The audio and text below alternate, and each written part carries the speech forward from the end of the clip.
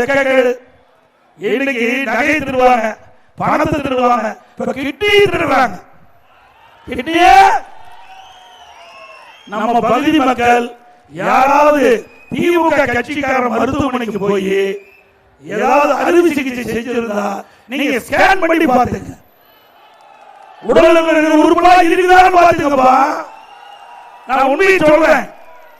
ஏன்னா திராவிட முன்னேற்ற கழக அரசு திமுக கட்சி சேர்ந்த ஒருவர் அவருடைய மருத்துவமனையில இந்த கிட்னி முறைகேடு நடைபெற்றதா புகார் வந்து திமுக அரசாங்கம் ஒரு குழு போட்டு அந்த குழு வந்து அந்த மருத்துவமனை சோதனையிட்டு அதுல முறைகேடு நடைபெற்றதா கண்டுபிடிக்கப்பட்டு அங்கே அறுவை சிகிச்சை செய்கிற அனுமதியை ரத்து பண்ணியிருக்காங்க. உறுப்பு மாற்று அறுவை செய்கிற அனுமதியை ரத்து பண்ணியிருக்காங்க.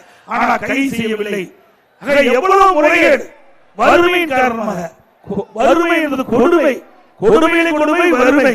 அதை பயன்படுத்தி ஏழைகளை பயன்படுத்தி அவர்களுக்கு பணத்தாசை காட்டி அவர்களை அழைத்து சென்று இப்படி கிட்னி முறைகேடு நடைபெற்று மன்னிக்க முடியுமா? மன்னிக்க முடியுமா?